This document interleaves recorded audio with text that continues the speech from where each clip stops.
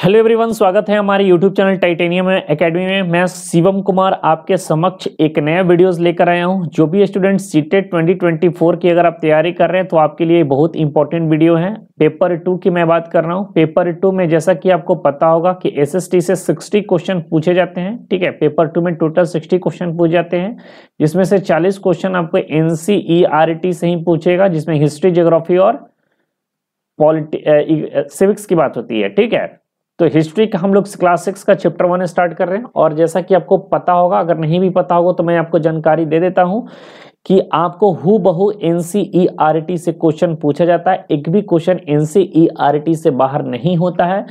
तो आपको अगर एग्जाम देना है, अगर आप तैयारी करना चाहते हैं, तो एनसीईआरटी का लाइन बाय लाइन आपको पढ़ना ही पड़ेगा। ठीक है, इसके अलावा मैं एक और सीरीज चला रहा हूं जिसमें आप नोट्स के द्वारा मैं पढ़ा रहा हूं। ठीक है, प्रॉपर कंटेंट मैं नोट्स के द्वारा भी पढ़ा रहा हूं। तो आप ये वीडियोस को भी देखिए और वो वीडियोस को देखिए, दोनों मिलाकर देखिए, और इससे आपका क्या होगा, कोर्स कंप्लीट हो जाएगा। ठीक है, नहीं तो इस वीडियोस को पढ़ाने के बाद मैं आपको इस चैप्टर का जो है हैंड रिटन नोट्स मैं प्रोवाइड कर दूंगा, एक लिंक प्रोवाइड कर दूंगा, तो आप वहां से डाउनलोड कर सकते हो। ठीक है, हर चैप्टर को पढ़ाते के साथ साथ मैं इसका लिंक प्रोवाइड करवा दूंगा, जिसमें मेरा हैंड रिटन नोट्स होगा। ठीक है, उसमें इससे आपको ये बेहतर होगा कि आपको नोट्स बनाने की जरूरत नहीं पड़ेगी। आप एक बार समझ जाएंगे तो आपका काम हो जाएगा। ठीक है, तो चलिए इस चैप्टर का नाम है चैप्टर 1 है, और इस चैप्टर का नाम है क्या, कब, कहां और कैसे। यानी कि बेसिकली इसमें हम लोग अतीत के बारे में पढ़ने वाले हैं। ठीक है, पुराने समय का जो हिस्ट्री है, एंशिएंट हिस्ट्री की ये चैप्टर 1 माना जाता है। कि क्या मतलब क्या, कब मतलब कब हुआ, कहां पर हुआ और कैसे हुआ। यानी बेसिकली इसमें ह्यूमन की जो उन्होंने ह्यूमन स्टार्टिंग का जीवन जो है, मानव जीवन कैसा रहा था, कब रहा था, कैसे बीता था, क्या क्या चीजें हुई थी, इसमें हर एक पॉइंट्स को हम लोग डिटेल में पढ़ने वाले हैं। और हर पॉइंट्स को, जो भी इंपॉर्टेंट पॉइंट्स होंगे, मैं उनको डिटेल में आपको पढ़ाने की कोशिश कर रहा हूं। ठीक है, चलिए। एक रसीदा स्टूडेंट है, रसीदा बैठी अखबार पढ़ रही है। अचानक उसकी निगाह एक सूखी पड़ी 100 साल पहले। ठीक है, एक सुर्खियां थी, एक अखबार पढ़ रही थी और अखबार में एक सुर्खियां थी जिसमें लिखा था 100 साल पहले। वह सोचने लगी कि यह कोई कैसे जान सकता है कि इतने वर्ष पहले क्या हुआ था। यानी रसीदा एक बच्ची है, इसका नाम है रसीदा है। ये अखबार को पढ़ रही थी और अखबार में पढ़ने के दौरान उसने एक देखा, एक सुर्खियां थी, जो सुर्खियां जिसको हेडलाइंस बोलते हैं। ठीक है, एक हेडलाइंस उन्होंने देखा और हेडलाइंस में वो लिखा था कि 100 साल पहले। तो वो अचानक से सोचने लगी कि क्या कोई आज के डेट में भी 100 साल पहले के चीजों को पता लगा सकता है क्या, और पता लगा सकता है तो क्यों और कैसे, इसके पीछे का रीजंस क्या है, क्या क्या हुए थे। ये सारी घटना के बारे में उसको सोचकर थोड़ी सी निरीक्षण करने की अंदर से उत्साहित बढ़ी। अब देखिए कैसे पता लगाएं। अगर 100 साल पहले की जानकारी हमें लेना है, पुरानी जानकारी लेना है, तो उसके हम पता कैसे लगा सकते हैं। अब इसके बारे में यहां पर लिखा हुआ है, यह जानने के लिए कि कल क्या हुआ था तुम रेडियो सुन सकते हो, टेलीविजन देख सकते हो या फिर अखबार पढ़ सकते हो। साथ ही यह जानने के लिए कि पिछले साल क्या हुआ था, तुम किसी ऐसे व्यक्ति से बात कर सकते हो जिसे उस समय की स्मृति हो। लेकिन बहुत पहले क्या हुआ था यह कैसे जाना जा सकता है। बात स्पष्ट है कि अगर आपको कल क्या हुआ था यह जानना है तो आप रेडियो सुन सकते हैं, टेलीविजन को देख सकते हैं, अखबार को पढ़ सकते हैं। पिछले साल क्या हुआ था तो वैसे व्यक्ति से आप मिल सकते हैं जो पिछले साल तक जिंदा रहा, उसका स्मृति ठीक हो, उसका मेमोरी पावर सही हो, आप उससे उसकी जानकारी ले सकते हैं। लेकिन 100 साल पहले क्या हुआ था यह कैसे जाना जा सकता है, इसी के बारे में ये चैप्टर पे पूरा डिटेल है कि अतीत के बारे में हम कैसे जान सकते हैं, पुराने जो हमारे हिस्ट्री है उसके बारे में हम कैसे जान सकते हैं। अब आगे बढ़ते हैं। अब यहां पर आप देख रहे हैं, यहां पर लिखा हुआ अतीत के बारे में हम क्या जान सकते हैं, अतीत से हमें क्या क्या जानकारी मिलती है, इसके बारे में यहां पर चर्चा किया गया है। अतीत के बारे में बहुत कुछ जाना जा सकता है, जैसे लोग उस समय क्या खाते थे, पुराने लोग क्या खाते थे, कैसे कपड़े पहनते थे, किस तरह के घरों में वे रहते थे। ठीक है, अतीत के बारे में यह सब जाना जा सकता है। हम आखेटक का मतलब होता है शिकारी, पशुपालकों, कृषकों, शासकों, व्यापारी, पुरोहितों, शिल्पकारों, कलाकारों, संगीतकारों या फिर वैज्ञानिकों के जीवन के बारे में जानकारियां हासिल कर सकते हैं। यही नहीं, हम यह भी पता लगा सकते हैं कि उस समय बच्चे कौन कौन से खेल खेलते थे और कौन कौन सी कहानियां सुना करते थे, कौन कौन से नाटक देखा करते थे, फिर कौन कौन से गीत गाया कर सकते थे। अतीत से हमें क्या क्या जानकारियां मिल सकती है। अतीत से हमें पशुपालक के बारे में पता चल सकता है, कृषक के बारे में, शासक कैसे होते थे, व्यापारी कैसे होते थे, वैज्ञानिक कैसे होते थे, उस समय के बच्चे लोग कौन सी कहानियां सुना करते थे, कौन कौन से गेम खेलते थे, ये सारे हमें जानकारी अतीत से ही हमें जानकारी मिलती है। ठीक है, अब देखिए, अब यहाँ पर एक चीज और इंपॉर्टेंट है कि लोग कहाँ रहते थे, यानी जो एंशियंट पीरियड के लोग थे, जो अतीत के लोग थे, वो रहते कहाँ थे। मानचित्र 1 में नर्मदा नदी का पता लगाओ। कई लाख वर्ष पहले से लोग इस नदी के तट पर रह रहे हैं। यहाँ पर रहने वाले आरंभिक लोगों में से कुछ कुशल संग्राहक थे। देखिए, इसमें यह बात कर रहे हैं कि जो अतीत के लोग हैं, एक नर्मदा नदी है भारत में, नर्मदा नदी के आसपास कई लाख वर्ष पहले लोग इसी नदी के तट पर रहना शुरू किया था।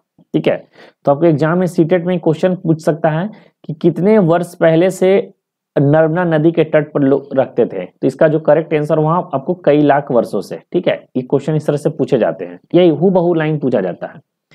यहाँ रहने वाले आरंभिक लोगों में से कुछ कुशल संग्राहक थे। अब कुशल संग्राहक का मतलब होता है इकट्ठा करने वाले।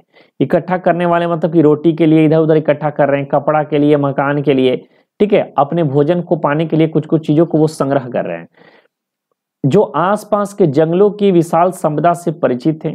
अपने भोजन के लिए वो जड़ों के, फलों का, जंगल में अन्य उत्पादों का यहीं से संग्रह किया करते थे। वे जानवरों को आखेट यानी शिकार भी करते थे। ठीक है, तो नर्मदा नदी के तट के आसपास जो लोग थे वो कुशल संग्राहक थे। और कुशल संग्रह का अर्थ होता है कि जानवरों का शिकार करने के लिए भोजन का यूज करना, जड़ों पर, फलों पे, इन सब चीजों पर डिपेंडेंट रहना। तो उस समय जो लोग रहते कहाँ थे, तो इनकी शुरुआत हुई थी नर्मदा नदी के तट पर, और एक कई लाख वर्ष पहले की यह बातचीत चल रही है। ठीक है, अब हम लोग आगे बढ़ते हैं। अब तुम उत्तर पश्चिम के सुलेमान और किरथर पहाड़ियों का पता लगाओ।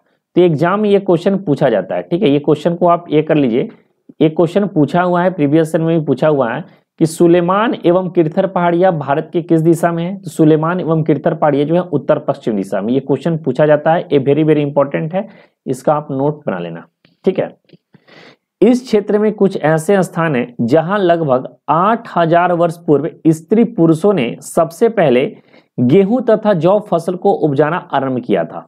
ठीक है, तो जो सुलेमान और किरथर पहाड़ी के लोग थे, उन्होंने सबसे पहले, ठीक है, उन्होंने सबसे पहले किस चीज का उपजान शुरू किया था, तो गेहूं तथा जौ फसलों का उपजाना इन्होंने आरंभ किया था।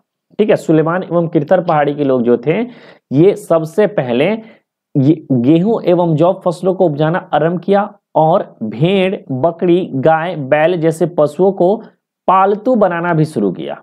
ठीक है, तो यहां पर स्पष्ट तौर पे आपको पता चल रहा है कि सुलेमान और किरथर पहाड़ी कहां पर है, तो उत्तर पश्चिम में है। पहला पॉइंट याद रखना। दूसरा पॉइंट है कि लोग गेहूं एवं जौ का उपजाना आरंभ किए थे और जानवरों में पालने में इन लोगों ने भेड़, बकरी और गाय, बैल जैसे पशुओं को पालतू बनाना शुरू किया था। यहां से 3 पॉइंट्स निकल रहे हैं और तीनों पॉइंट आपके एग्जाम के लिए इंपॉर्टेंट है। अब देखिए, ये लोग गांवों में रहते थे। ठीक है, अब ये जो सुलेमान एवं किरथर पहाड़ी वाले जो लोग एरिया था, वो कैसा था, विलेज वाला एरिया था, यानी कि गांव में रहा करते थे। उत्तर पूरब में, अब उत्तर पूरब कहां पर है, तो जैसे कि अगर मैप को समझिए, इसको बोलते हैं नॉर्थ, इसको बोलते हैं साउथ, इसको बोलते हैं ईस्ट, इसको बोलते हैं वेस्ट। ठीक है, इसको बोलते हैं उत्तर, ये होता है दक्षिण, ये होता है पूरब और ये होता है पश्चिम। ठीक है, ये होता है पश्चिम। ठीक है, तो क्या क्वेश्चन कर रहा है, उत्तर पूरब, यानी कि ये वाला एरिया में। ठीक है, ये वाला एरिया में क्या है, तो ये वाला एरिया में है गारो। क्या है, गारो। ठीक है, इसको हम लोग बोलते हैं नॉर्थ ईस्ट। ठीक है, नॉर्थ ईस्ट वाले एरिया में गारो है और मिडिल इंडिया में, ये मिडिल इंडिया में क्या है, विंध्य की पहाड़ी है। तो आपसे क्वेश्चन एग्जाम में क्या क्या पूछ सकता है, तो इसमें क्वेश्चन स्पष्ट तौर पे ये पूछ सकता है कि गारो किस दिशा में है, तो उत्तर पूरब में है, और मध्य भारत में क्या है, तो विंध्य की पहाड़ी है। ठीक है, विंध्य की पहाड़ी है। चलिए, कुछ लोग ऐसे क्षेत्र थे, कुछ अन्य ऐसे क्षेत्र थे जहां कृषि का विकास हुआ, जहां सबसे पहले चावल उपजाया गया। वे स्थान विंध्य के उत्तर में स्थित है।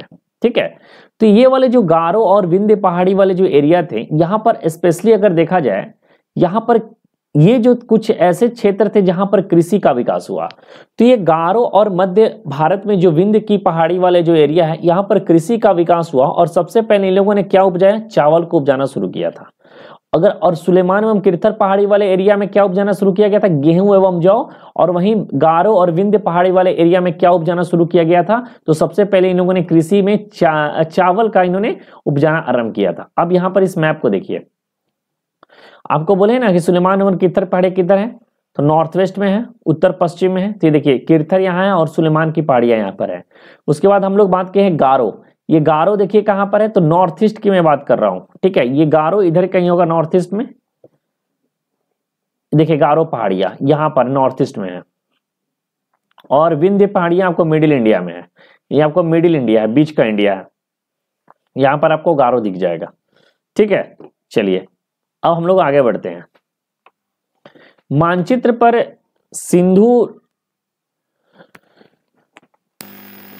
देखिए मानचित्र पर सिंधु तथा इसकी सहायक नदी का पता लगाने का प्रयास करो। यानी मानचित्र देखकर यह बताना है कि सिंधु तथा इसकी सहायक नदी का पता लगाइए। अब देखिए सहायक नदियां क्या होती है, मैं आपको एक बार समझा दे रहा हूं सहायक नदियां क्या होती है। तो सहायक नदी वे नदियां होती हैं जो एक बड़ी नदी में जाकर मिल जाती है, उसको सहायक नदी कहते हैं। और यहाँ पर भी यही लिखा हुआ है, सहायक नदी उन्हें कहते हैं जो एक बड़ी नदी में मिल जाती है। लगभग 4700 वर्ष पूर्व इन्हीं नदियों के किनारे कुछ आरंभिक नगर फले फूले, ठीक है। ये सिंधु नदी के आसपास वाले जो एरिया में है, यहाँ पर जो नगरों का विकास हुआ कब हुआ? 4700 वर्ष पूर्व हुआ। अब ये 4700 वर्ष पूर्व, ये डेट याद रखना है, टाइम याद रखना है, ये ईयर याद रखना है। यहाँ से क्वेश्चन एग्जाम में बनते हैं कि सिंधु नदी के आसपास जो है आरंभिक नगर का विकास कब हुआ? तो लगभग 4700 वर्ष पूर्व हुआ था, ठीक है। उसके बाद देखिए सिंधु वाले जो क्षेत्र हैं, यहाँ पर मैं लिख दे रहा हूँ, सिंधु वाले क्षेत्र में जो नगरों का विकास हुआ था वो हुआ था 4700 वर्ष पूर्व, ठीक है। 4700 ईयर्स पूर्व, यानी 4700 ईयर्स अगो, ठीक है। और वहीं अगर गंगा की बात कर रहा है, गंगा एवं इसकी सहायक नदियों के किनारे तथा समुद्र तटवर्ती इलाकों में नगरों का जो विकास हुआ था वो लगभग 25 वर्ष पूर्व हुआ था, ठीक है। देखिए पहले के समय में आपको मैं बता दूं कि उसी क्षेत्र में विकास होता है जिस क्षेत्र में पानी वगैरह की संभावना होती है। तो सबसे पहले सिंधु और गंगा नदी के आसपास जो है उस समय विकास हुआ था। और सिंधु नदी के आसपास जो नगरों का विकास हुआ था वो 4700 वर्ष पहले हुआ था। और गंगा नदी के आसपास जो विकास हुआ था वो 2500 वर्ष पहले हुआ था, ठीक है। इसके पहले हम लोगों ने सुलेमान और किरथर पहाड़ियों से बातचीत की है। तो सुलेमान और किरथर पहाड़ियां जो हम लोगों ने पढ़ा है, सुलेमान एंड किरथर पहाड़ियां से यहाँ से किसके साक्ष्य मिले हैं? यहाँ पर कृषि में गेहूं एवं जौ के साक्ष्य मिले हैं, ठीक है। और वहीं अगर बात करें आपको विंध्य की पहाड़ियां हैं, विंध्य प्लस गारो, यहां से किसके साक्ष्य मिले हैं? तो यहां पर चावल के साक्ष्य मिले हैं, ठीक है, चावल के साक्ष्य मिले हैं। तो यहां पर कृषि में गेहूं एवं जौ के साक्ष्य मिले हैं और विंध्य तथा गारो पहाड़ी से चावल के साक्ष्य मिले हैं।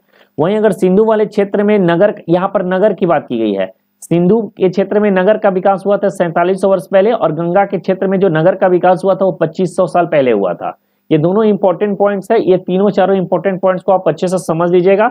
सुलेमान और किरथर और विंध्य प्लस गारो में कृषि का विकास हुआ और सिंधु और गंगा में नगरों का विकास हुआ। सुलेमान और किरथर पहाड़ियां से गेहूं एवं जौ मिले और विंध्य और गारो से चावल के साक्ष्य मिले हैं।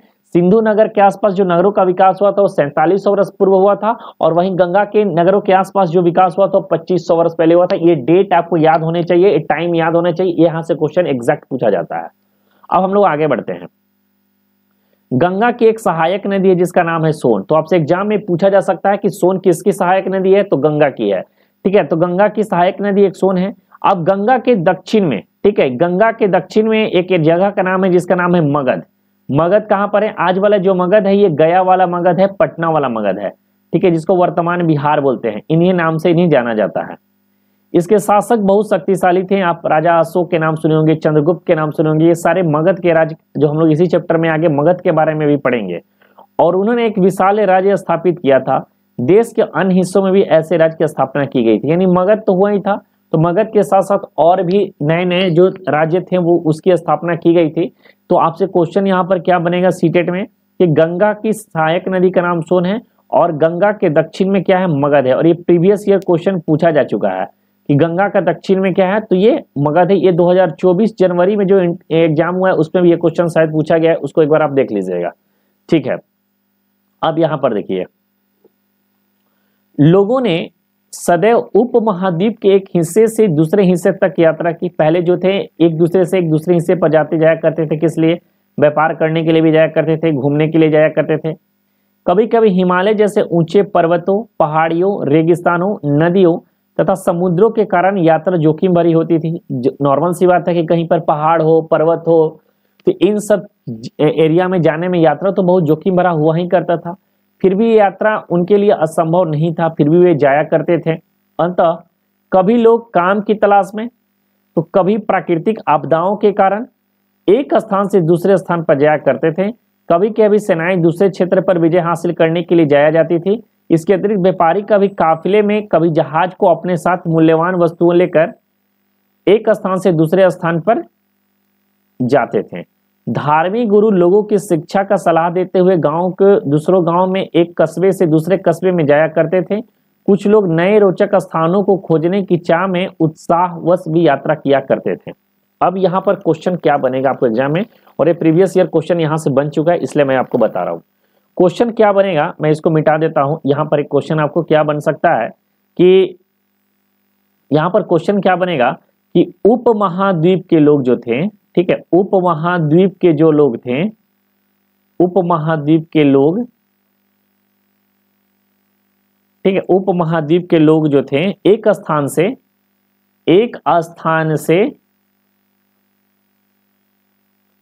दूसरे स्थान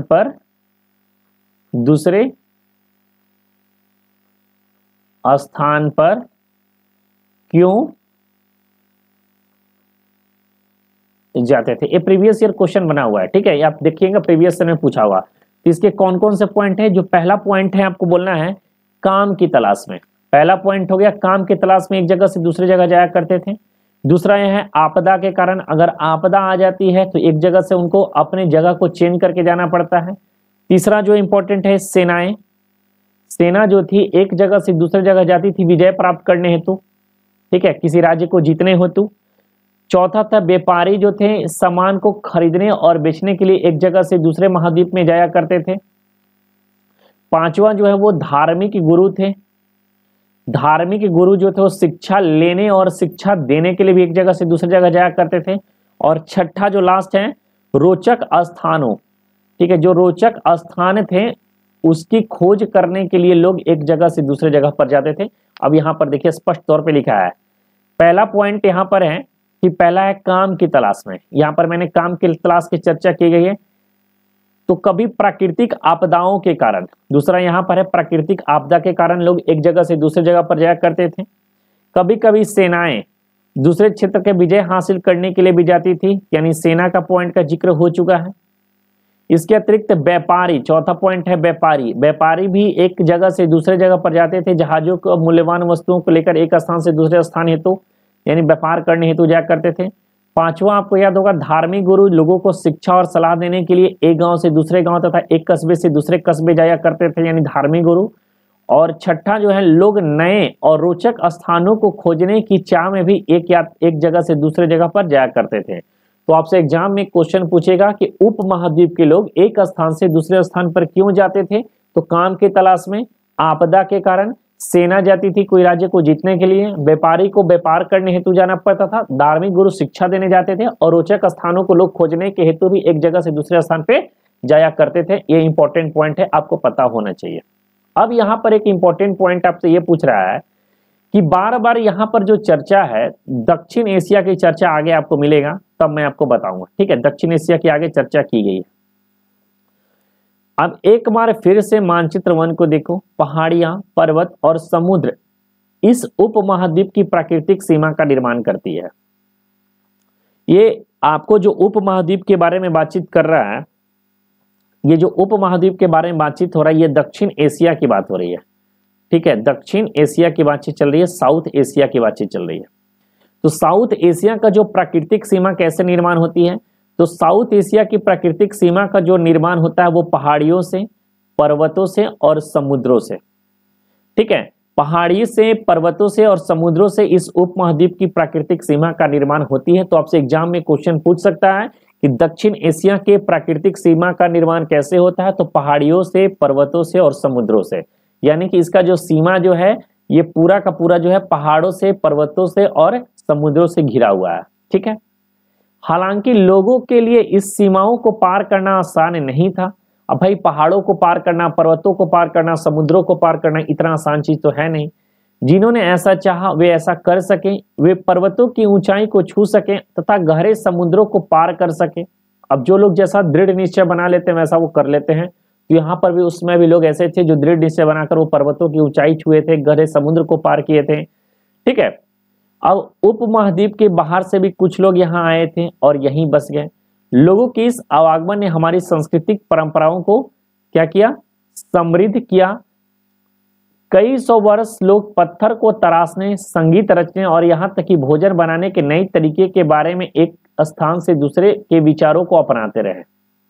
अब देखिए, अब यहाँ पर इंपॉर्टेंट एक पॉइंट और पूछेगा। यहाँ पर दक्षिण एशिया उपमहाद्वीप का चर्चा है, तो दक्षिण एशिया उपमहाद्वीप में कौन कौन सा राज्य है? ठीक है, कौन कौन से राज्य हैं यहाँ पर देखिए। ठीक है, दक्षिण एशिया में क्या क्या है? आधुनिक जो है, आधुनिक भारत यानी भारत है, पाकिस्तान है, बांग्लादेश है, नेपाल है, भूटान है, श्रीलंका है और अफगानिस्तान, ईरान, चीन और म्यांमार आदि पड़ोस देशों को दर्शाता है। ठीक है, तो दक्षिण एशिया में इतना राज्य है एवं इतना कंट्री है। अब इतना कंट्री को आपको एक ट्रिक में बता देता हूं, इस ट्रिक को कैसे याद करना है। तो आपको एक ट्रिक याद रखना है, MNP इज ABBC। ठीक है, MNP इज ABBC। MNP मतलब जो हम लोग सिम को एक दूसरे कंपनी में जब पोर्ट करवाते हैं उसको बोलते हैं MNP। तो MNP क्या है? एक बहुत आसान चीज है, ABBC है। तो M से आपको म्यांमार, N से नेपाल, P से पाकिस्तान, I से इंडिया, S से श्रीलंका, A से अफगानिस्तान, B से भूटान, B से बांग्लादेश, C से चाइना। ठीक है, तो ये ट्रिक से आपको दक्षिण एशिया में कौन कौन से कंट्री हैं आप याद कर सकते हैं, जिसको आप MNP इज ABBC करके आप इसको याद कर सकते हैं। ठीक है, अब देखिए, दक्षिण एशिया एक महाद्वीप से भी छोटा है, लेकिन विशालता तथा बाकी एशियों से समुद्रों, पहाड़ी तथा पर्वतों से बटे होने के कारण इसे प्रायः उपमहाद्वीप कहा जाता है। तो आपसे क्वेश्चन पूछा जा सकता है कि दक्षिण एशिया को उपमहाद्वीप क्यों कहा जाता है? तो इसका रीजन है क्योंकि ये जो है समुद्रों, पर्वतों और पहाड़ियों से घिरा हुआ है, इसके कारण से इसको उपमहाद्वीप के नाम से जाना जाता है। अब हम लोग आगे बढ़ते हैं। यहाँ तक हम आशा करते हैं कि हर एक पॉइंट्स आपको समझ में आ गया होगा, कोई पॉइंट ऐसा नहीं होगा जिसको आपको समझ में नहीं आया होगा। अब हम लोग बात करेंगे देश के नाम। ठीक है, कि हमारा देश का जो नाम है वो कैसे पड़ा। ठीक है, अब ये देखिए, अपने देश के लिए हम प्रायः इंडिया तथा भारत जैसे नाम का प्रयोग करते हैं। ठीक है, तो आज के डेट में हम लोग क्या क्या प्रयोग करते हैं? इंडिया और डेट इज भारत, ये आपको कॉन्स्टिट्यूशन में लिखा गया है। ठीक है, India that is Bharat. India शब्द जो है वो किससे निकला है? तो इंडिया शब्द जो है वो निकला है इंडस से। किससे निकला है? इंडस से। इंडिया शब्द जो है वो इंडस से निकला है, जिसे संस्कृत में सिंधु कहा जाता है। तो इंडिया जो है किससे निकला है? सिंधु से। ठीक है, सिंधु से निकला है इंडिया, जिसको इंडस, सिंधु को इंग्लिश में हम लोग बोलते हैं इंडस नदी, इंडस रिवर बोले है ना। अब यहाँ पर देखिए, अपने एटलस में ईरान और यूनान का पता लगाओ। लगभग 2500 वर्ष पूर्व उत्तर पश्चिम की ओर से आने वाले ईरानियों और यूनानियों ने सिंधु को हिंदोस अथवा इंदोस कहकर पुकारा और इस नदी के पूर्व में स्थित भूमि प्रदेश को इंडिया कहा। अब यहाँ पर इंपॉर्टेंट पॉइंट को समझिएगा, एक बार फिर से मैं आपको समझाने कर रहा हूँ। पहला पॉइंट जो यहाँ से आपको याद रखना है, इसको मैं मिटा देता हूँ, मैं फिर से यहाँ पर नोट डाउन करके आपको अच्छे से एक बार बता देता हूँ। ठीक है, चलिए अब देखिए, पहला पॉइंट है कि इंडिया शब्द किससे निकला है। पहला पॉइंट आपको निकला है कि इंडिया जो शब्द है, इंडिया शब्द किससे निकला है? तो इंडस से निकला है। किससे निकला है? इंडस से। इंडस से निकला है। अगर चाहें तो अपना पॉइंट भी नोट डाउन कर सकते हैं। इंडिया शब्द जो है इंडस से निकला है, जिसे संस्कृत में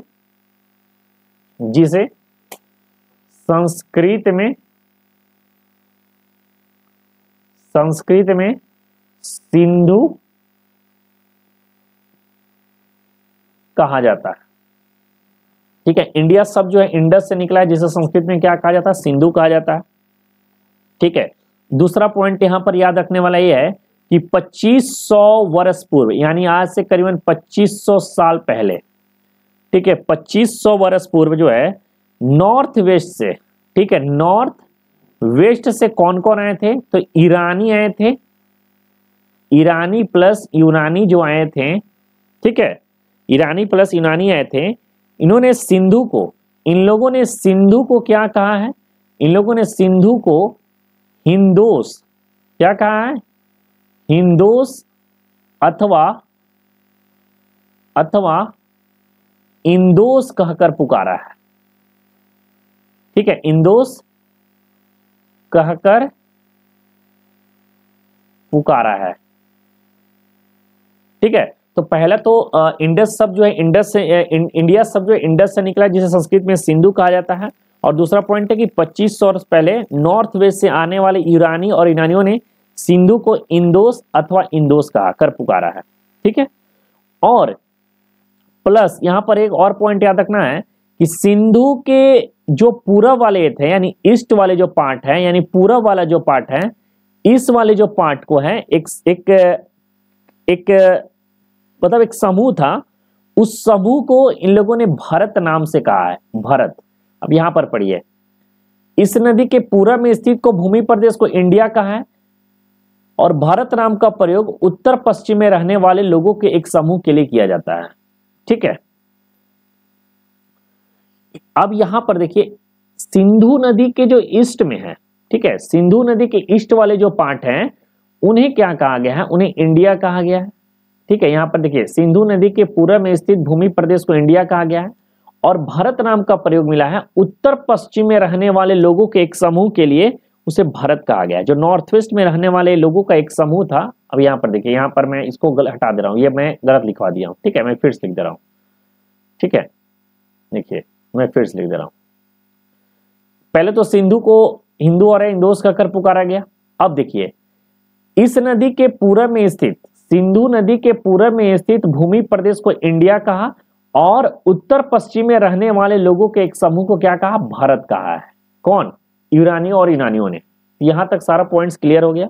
यहां पर आपको क्या क्या याद रखना है? पहला पॉइंट रखना है कि इंडिया शब्द जो है वो इंडस से निकला है, जिसको संस्कृत में सिंधु कहा जाता है।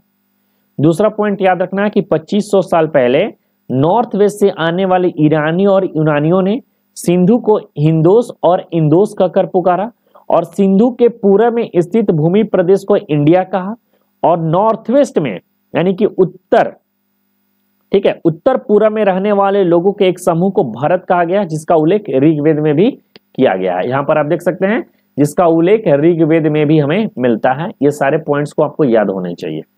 अब आगे पढ़ते हैं।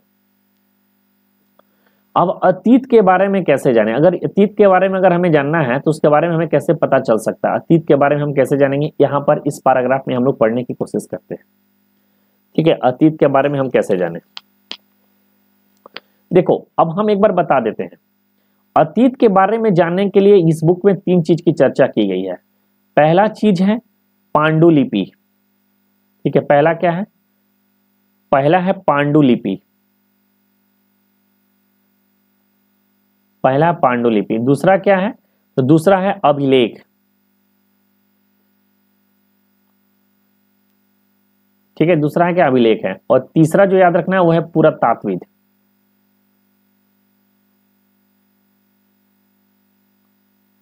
पुरातात्विक स्रोत।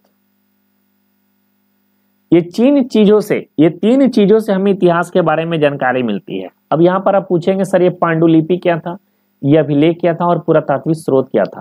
देखो, पांडुलिपि क्या होता है कि पहले के समय में राजा लोग जो थे वो अपने चीजों को लिखवाने के लिए कागज, जैसे आज के डेट में हम लोग कागज पे लिखते हैं, तो उस समय जो है ताड़ पत्र का प्रयोग करते थे। ताड़ पत्रों पे, या फिर हिमालय के क्षेत्र में एक भूर्ज नामक पेड़ रहता था, उस पेड़ के छाल से तैयार होने वाले भोजपत्र जिस पर हम लोग लिखते हैं, उस पर लिखी जाती थी। यानी कि देखा जाए कि पांडुलिपियां वो चीज होती है, जैसे आज के समय में हम कागज पर लिखते हैं, उसी समय वे लोग पेड़ की छाल को कटवाकर उसको उस तरीके से तैयार करके भोजपत्र बनाते थे और उस पर उसको लिखने का काम करते थे। उस समय का जो लिखा हुआ पांडुलिपि है जो हमें आज मिला है, उससे हमें इतिहास के बारे में जानकारी मिलती है। दूसरा है अभिलेख। अभिलेख क्या होता है कि राजा कभी भी कुछ चीजों को जीतता था, विजय हासिल करता था, तो उसको क्या करता, पत्थर पे लिखवा देता था। आज के डेट में भी भारत में बहुत सारा अभिलेख आपको देखने को मिलता होगा, वो पत्थर पर उसको उकेरवा देता था, उसको अभिलेख बोलते हैं। और पुरातात्विद क्या होता है कि पुरातात्विद होता है कि जैसे इतिहासकार जो है किसी चीज को खोज किए, खुदाई किए, खुदाई करने के बाद अंदर से पता चला यहाँ पर बर्तन मिला है, यानी इस तरह का बर्तन का प्रयोग करते थे, इस तरह का किताबें का प्रयोग करते थे, इस तरह का औजार का प्रयोग करते थे, इसको हम लोग बोलते हैं पुरातात्विक स्रोत। यही 3 चीजों से हमें इतिहास के बारे में जानकारी हमें प्राप्त होता है। अब यहाँ पर हम पढ़ने की कोशिश करते हैं। अतीत के बारे में हम कई तरह से प्राप्त कर सकते हैं। इनमें से एक तरीका अतीत में लिखी गई पुस्तकों को ढूंढना और पढ़ना है। ये पुस्तकें हाथ से लिखी होने के कारण पांडुलिपि कही जाती थी, यानी कि हाथ से लिखी हुई पुस्तकें को हम लोग क्या कहते हैं, पांडुलिपि। और ये क्वेश्चन पूछा हुआ है, प्रीवियस ईयर क्वेश्चन पूछा हुआ है। और अंग्रेजी में पांडुलिपि के लिए प्रयुक्त होने वाला जो शब्द है उसको बोलते हैं मैन्युस्क्रिप्ट। क्या है, मैन्युस्क्रिप्ट, जिसको लैटिन शब्द में मेनू के नाम से पुकारा गया है। तो पांडुलिपि के लिए प्रयुक्त होने वाला मैन्युस्क्रिप्ट शब्द है। पांडुलिपि को इंग्लिश में हम लोग क्या बोलते हैं, मैन्युस्क्रिप्ट है, जिसमें मेनू का अर्थ होता है हाथ। क्या होता है, हाथ होता है। ये पांडुलिपियां जो है ताड़पत्रों अथवा हिमालय क्षेत्र में उगने वाले भूर्ज नामक पेड़ की छाल से विशेष तरीके से तैयार भोजपत्र पर लिखी जाती है। यहाँ पर ये पता कर लेना है कि ये जो भूर्ज नामक जो पेड़ का जो छाल है वो कहाँ पर उगता है, तो हिमालय वाले क्षेत्र में उगता है। ये कहाँ पर है, कश्मीर वाले क्षेत्र में है। और पांडुलिपियां जो है वो ताड़पत्रों पे और भूर्ज नामक पेड़ की छाल पर तैयार भोजपत्र पर लिखी जाती थी। एक तो ताड़पत्र और एक भोजपत्र। भोजपत्र जो है भूर्ज के पेड़ की छाल से बनती थी। ठीक है, ये सारे पॉइंट्स आपको याद होने चाहिए, पता होने चाहिए। पांडुलिपियां क्या होता है, पांडुलिपियां कैसे होती है, पांडुलिपि को इंग्लिश में क्या कहा जाता है।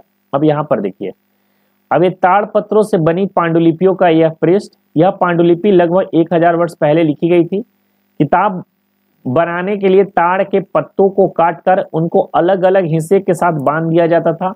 भूर्ज पेड़ की छाल से ऐसी बनी ही एक पांडुलिपि को तुम यहाँ पर देख सकते हो। तो देखो ये उस समय की पांडुलिपि है, देख सकते हो। इसका जो है पांडुलिपि लिखा गया उस समय में। तो लैंग्वेज हम लोग को समझ से बाहर ही है। ठीक है, तो उस समय जो लिखे होंगे लोग, उसको आज के इतिहासकार उसको पढ़ने, डिकोड किए और डिकोड करने के बाद इसका पता लगाए।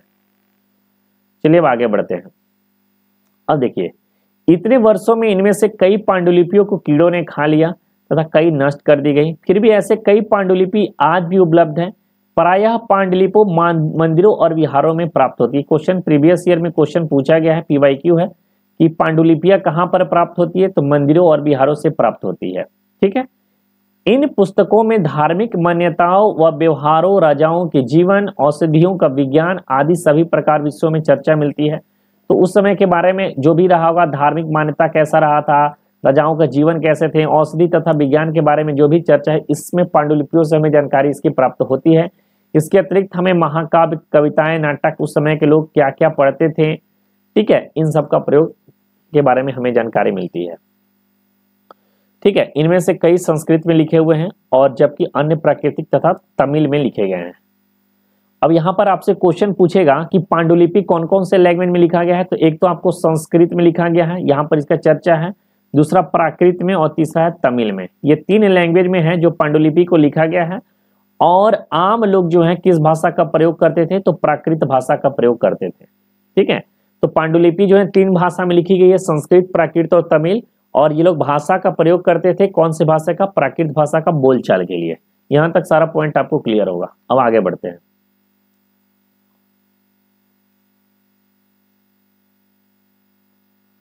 यहां देखिए, हम अभिलेखों का अध्ययन कर सकते हैं। अब हम लोग पांडुलिपि के बाद हम लोग आ गए अभिलेखों पे। ऐसा लेख पत्थर अथवा धातु जैसे अपेक्षाकृत कठोर सत्तों पर उत्कीर्ण किए मिलते हैं।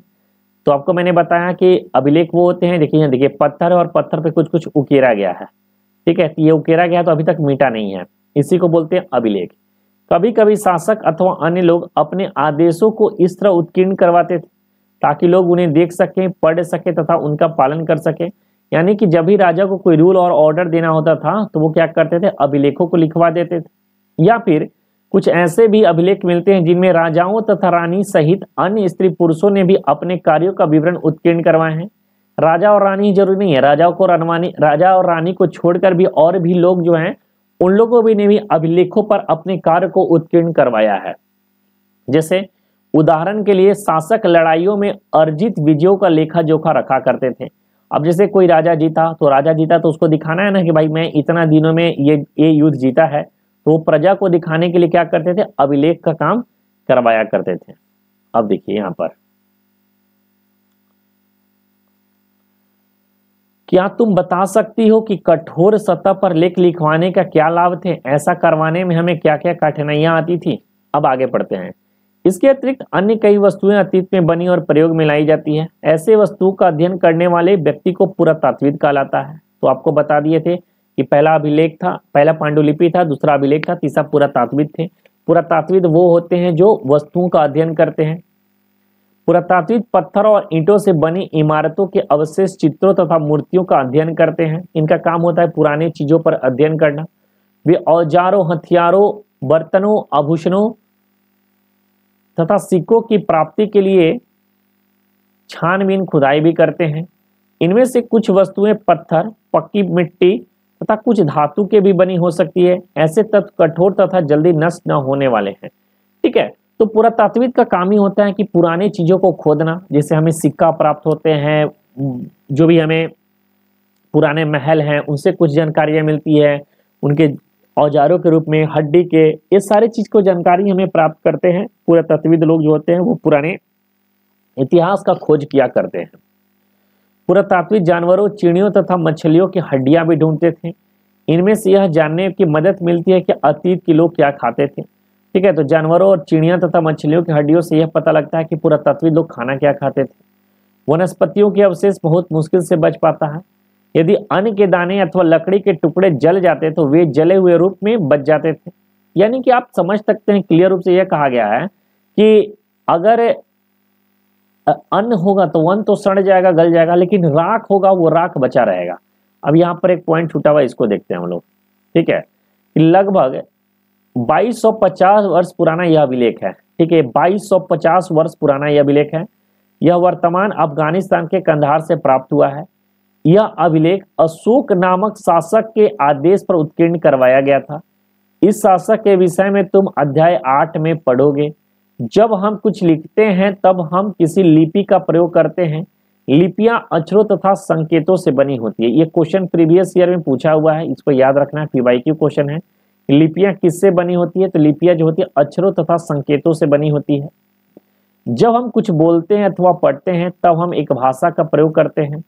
यह अभिलेख इस क्षेत्र में प्रयुक्त होने वाली यूनानी तथा अरमेइक नामक दो भिन्न लिपियों में भाषाओं में है। अब यहाँ से क्वेश्चन ये पूछेगा कि अशोक का जो अभिलेख है वो अफगानिस्तान में जो हमें मिला है, उस अभिलेखों का प्रयुक्त होने वाला कौन कौन से दो भाषाओं का प्रयोग या फिर लिपियों का प्रयोग किया गया है। तो इसमें यूनानी तथा आरमाइक भाषाओं का प्रयोग इसमें किया गया है। ये क्वेश्चन भी पूछा जा सकता है, तो इसको याद कर लेना।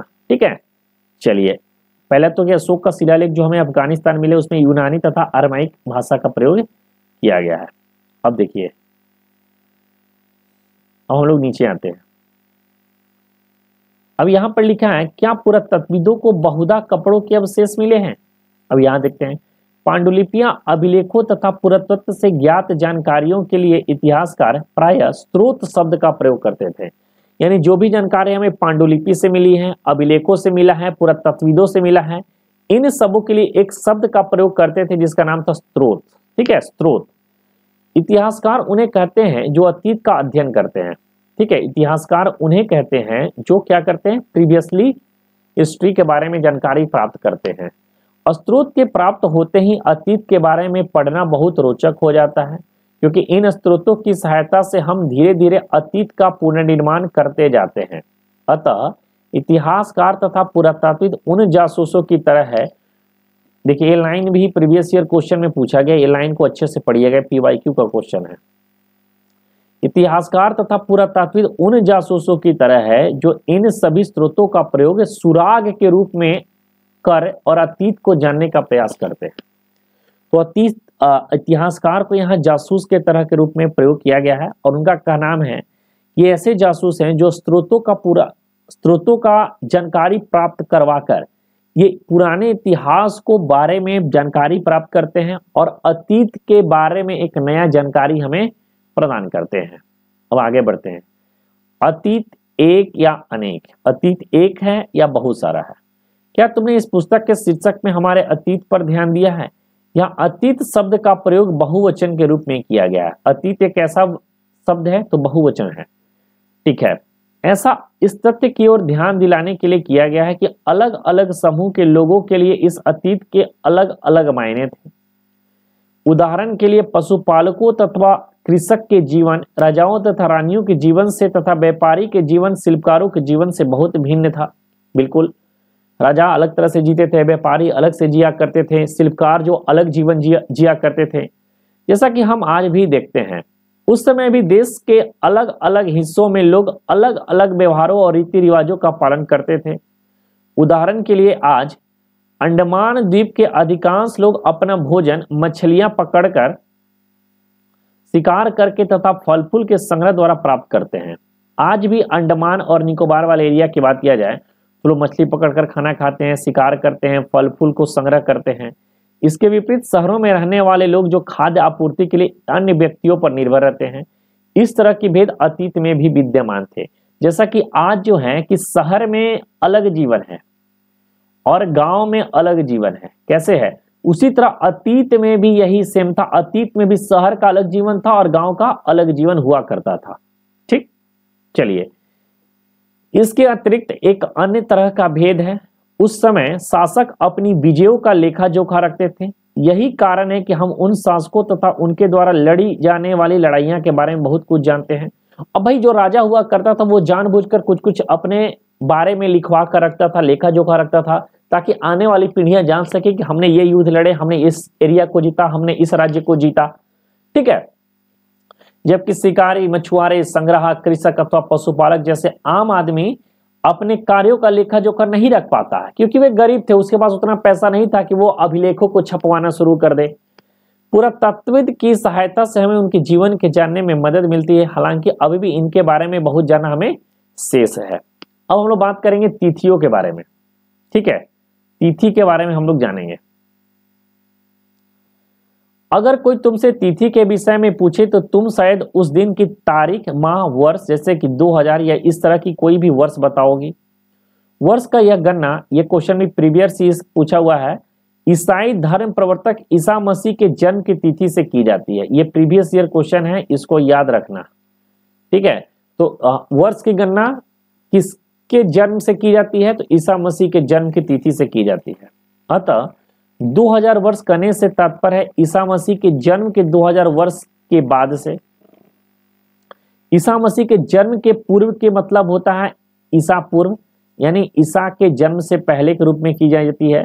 और इस पुस्तक में हम 2000 को अपना आरंभिक बिंदु मानते हुए वर्तमान में पूर्व की तिथियों का उल्लेख करेंगे। अब देखो, मैं यहाँ पर अतीत के तिथियों के बारे में एक बार मैं बता देता हूँ।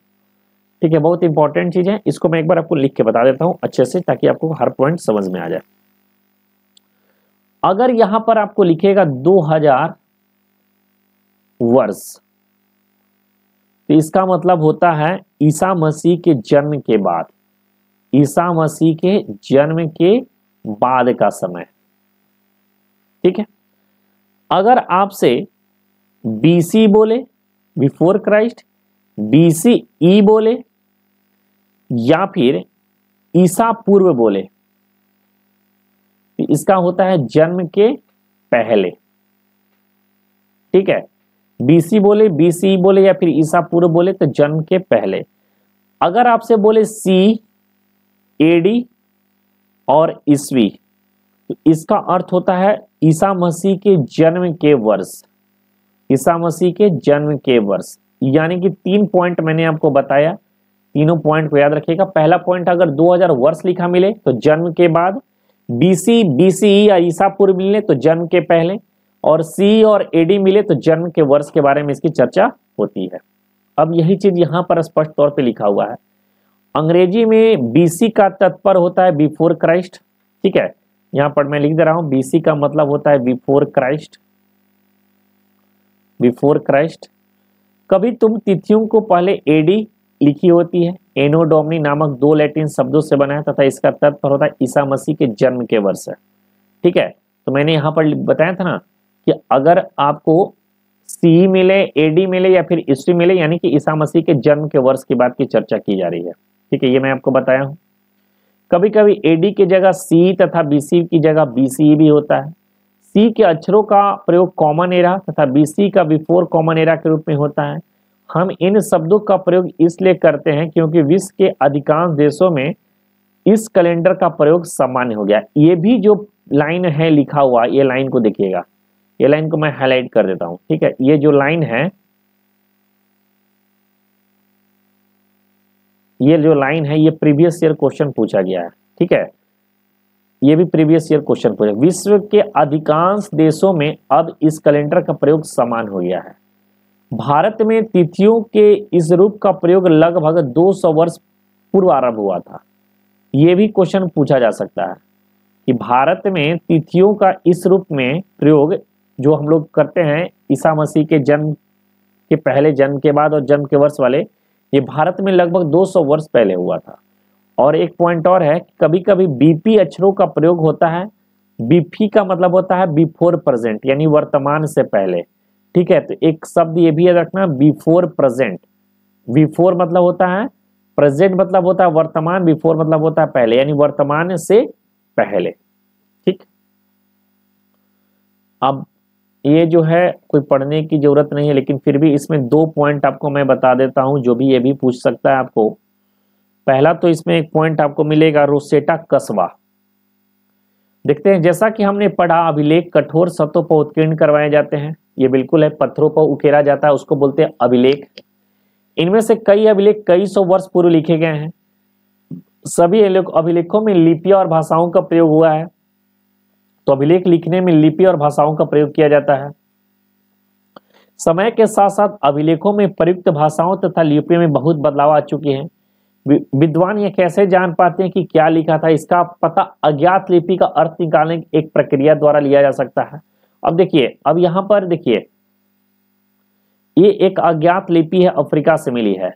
अब देखिए, ये शेर है ना, ये शेर को एल मान लिया है लोग। तो जहां भी एल रहेगा, शेर रहेगा, तो उसको एल मान लिया है।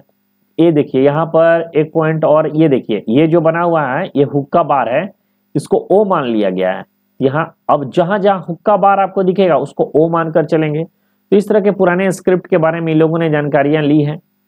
मिस्र के उत्तरी तट पर, ये प्रीवियस ईयर क्वेश्चन में पूछा जा सकता है कि पूछा गया है। ठीक है, पीवाईक्यू क्वेश्चन है कि ये रोसेटा कहां पर है?